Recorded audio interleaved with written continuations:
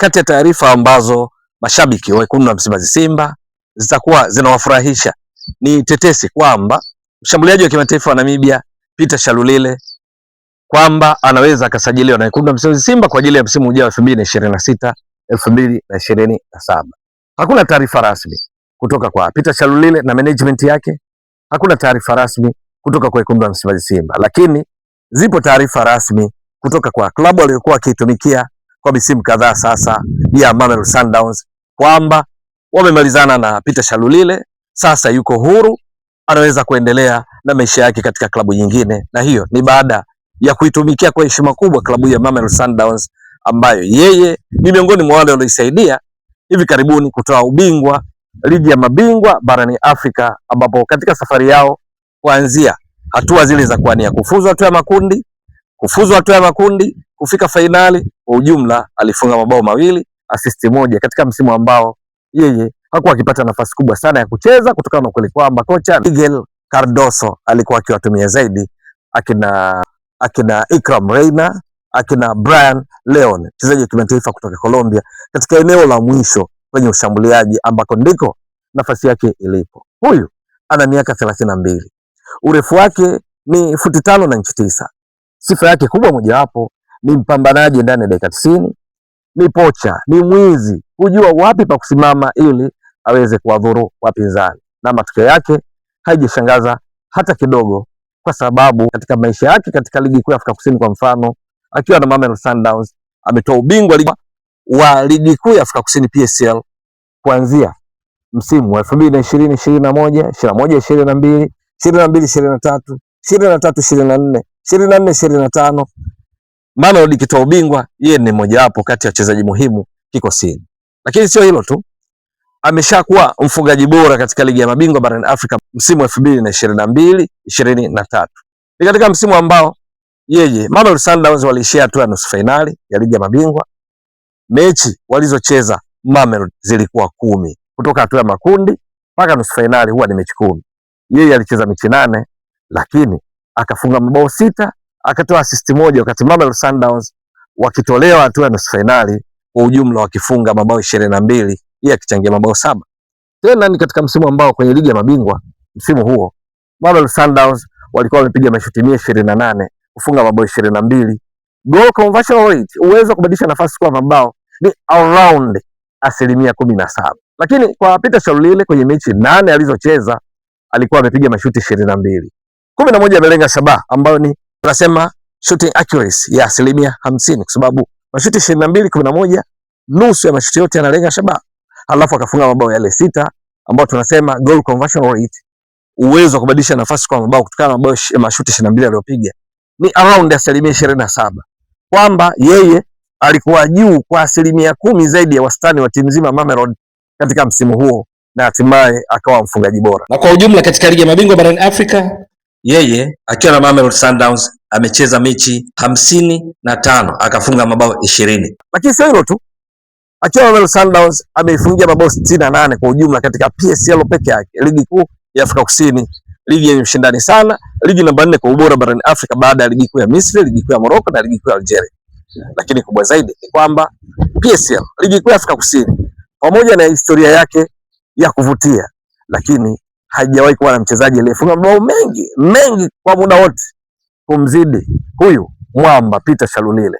Ni kwa sababu pale alipofunga bao la 130 mwezi wa 8 mwaka 2025, ilikuwa tayari amevunja rekodi ilikuwa ikishikiliwa na Sia Bonga Nomvet aliyekuwa na mabao 129 kama all time goal scorer, mfungaji wa muda wote katika ligi kuu ya Afrika Kusini. Na sasa yeye anatoka katika klabu ya Mamelodi Sundowns akiwa na heshima hii kama ndiye mfungaji wa muda wote katika ligi kuu ya Afrika Kusini kwa kuwa na mabao zaidi ya 129 yaliyokuwa yamefungwa, na alikuwa akishikilia rekodi hiyo kwa maana ya Sia Bonga Nomvet. Kwa mpaka sasa angali akitembea kifua mbele kwenye rekodi za ligi kuu ya Afrika Kusini, yeye ndiye mfungaji bora wa muda wote kwa kuwa na mabao mengi zaidi. Na sasa Peter Shalulile kuhusishwa na Simba, furaha inakuja kwa mashabiki wa Simba kutokana na kwamba yeye kwa umri wake wa miaka 32 hatarajiwi kuwa mpambanaji sana kivile, ndio, lakini kwenye kupachika mabao huo upambanaji anaweza kawa ndo namba 1 endapo dili hilo linalozungumzwa hivi sasa kama tetesi likafanikiwa.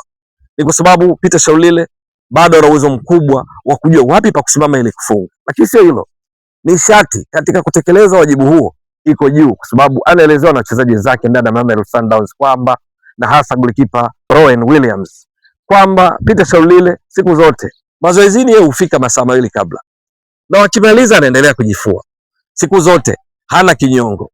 Anaweza akawa yeye hapati nafasi ya kucheza, lakini furaha iko pale pale. Dancing, kucheza kwa furaha pindi anapofunga bao ndio kawaida yake. Siku zote ni mtu wa kuhamasisha wengine hata pale yeye anapokuwa katika wakati mgumu. Sasa mchezaji wa namna hii ambaye ana historia ya kuvutia katika ligi kuu ya Afrika Kusini, lakini pia ligi ya mabingwa barani Afrika, bila shaka atakuwa ongezeko muhimu ndani ya kikosi cha kundi la Msimbazi Simba, ambacho hivi sasa kinafundishwa na kocha Steve Barker, raia wa Afrika Kusini, ambaye ushawishi wake kwa wachezaji raia wa Afrika Kusini na wale wanaocheza katika ligi kuu ya Afrika Kusini uko mkubwa. Ni dhahiri kwamba kama kweli atatua Peter Shalulile, bila shaka anaweza kaisaidia Simba katika jukumu la kuweka mipira wavuni, ambalo kwa kiasi kikubwa kwenye msimu huu limechangia kwao kumaliza mkiani katika ligi ya mabingwa barani Afrika kwenye hatua makundi, wakiwa wamefunga mabao 5, wameruhusu mabao 7, wakiwa wamepiga mashuti ya 54, 16 on target, halafu wamefunga mabao 5. Maana Simba kwenye ligi ya mabingwa barani Afrika msimu ule uliomalizika, goal conversion rate, uwezo wao kubadilisha nafasi kwa mabao ulikuwa ni around 9%. Wanahitaji mchezaji wa aina ya Peter Shalulile. Simba nzima 9% kwenye ligi ya mabingwa msimu uliomalizika. Sasa ujio wa Peter Shalulile maana yake kwanza analeta uzoefu, pili uwezo mkubwa wa kutumia nafasi pindi zinapopatikana, kwa sababu Simba kwenye kutengeneza nafasi wala sio shida zao.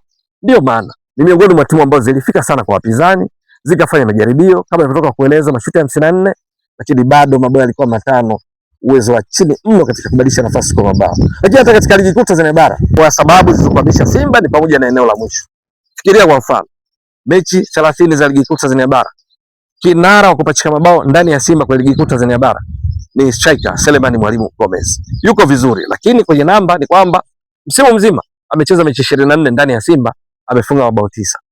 Anayefuatia kufunga mabao mengi wapo wachezaji watatu. Clatous Chota Chama Mwamba Lusaka, yeye alifunga mabao 8, lakini kwa kuwakumbusha mashabiki wa kundi la Msimbazi Simba, na wanafahamu kwamba mabao 2 aliyafunga akiwa Singida Black Stars, kwa hiyo akiwa Simba amefunga mabao 6. Kuna Libase Geye amefunga mabao 7, si mbaya. Kuna Elim Panzo Kibisawala, top assist provider, assist 10, lakini mabao amefunga mabao 7. Kwa unaweza kaona katika wale wanaoongoza kupachika mabao mengi, Simba hawana mchezaji aliyefunga mabao lao kufikia 10, wakati Simba ndio dominant katika ligi. Mechi nyingi wanazocheza Simba ndio watawala. Simba wanafika zaidi eneo la mwisho kuliko timu yoyote, lakini kwenye kupachika mabao bado wako chini. Ujio wa Peter Shalulile, kama dili hili litatiki, bila shaka atawasaidia katika kutatua tatizo hili, kwa sababu ni mzuri katika kutumia nafasi kama tulivyotoka kueleza kwa namba. Na faida nyingine ni kwamba akijiunga Simba anakutana na baadhi ya wachezaji ambao tayari amekutana nao katika karia yake. Rushen De Reuck alikuwa naye Mamelodi Sundowns, kwa hiyo ana uzoefu wa kutosha wa kucheza naye. Neo Maema yupo Simba, alikuwa naye Mamelodi Sundowns, tunafahamu vizuri. Lakini kuna wachezaji wamepita katika ligi kuu Afrika Kusini, ana uzoefu nao. Ismail Olivier Toure ni miongoni mwao. Sasa akitua kweli Simba, faida iko hapo. Lakini changamoto zinaweza zikawa hazikosekani pia. Yeye amekuwa na wasifu wa juu na Mamelodi Sundowns, klabu namba 2 kwa ubora barani Afrika baada ya Al Ahly ya Misri, lakini pia ashakuwa top scorer katika ligi ya mabingwa barani Afrika, ashakuwa top scorer katika ligi kuu ya Afrika Kusini, ashakuwa mchezaji bora katika ligi kuu ya Afrika Kusini, anatoka katika ligi ya juu yenye mavuno madono zaidi. Bila shaka kama Simba watampata, basi itawalazimu kibubu chao kitikise kidogo. Lakini sio hilo, ni kwamba changamoto atakayokutana nao pia ni kutoka kwa mashabiki ambao matarajio yatakuwa makubwa mno kwake kutokana na wasifu wake, na hivyo from day one akijiunga na Simba atatakiwa afanye makubwa kuisaidia Simba itimize malengo yake. Hajatoa ubingwa wa ligi kuu Tanzania bara kwa misimu 5 mfululizo, akilishuhudia likitwaliwa na watani zao jadi Yanga. Kombe la shirikisho la benki ya CRDB hawajalitoa misimu 4, lakini msimu huu walao wamefika finali.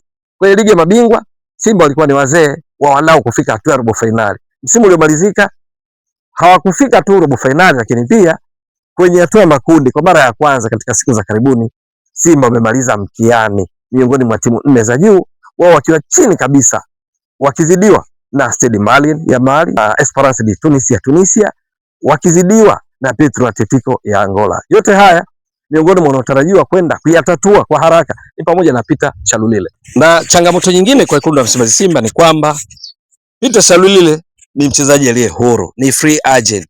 Sasa klabu nyingi zimekuwa zikichangamkia wachezaji wenye ubora wa hali ya juu kama yeye, halafu wako bure sokoni. Yaani maana yake ni kwamba kumpata ni mazungumzo tu baina ya klabu na mchezaji, kumpa maslahi anayohitaji, kufikiana mahala pale mnakubaliana kwenye mishahara, kwenye bonus.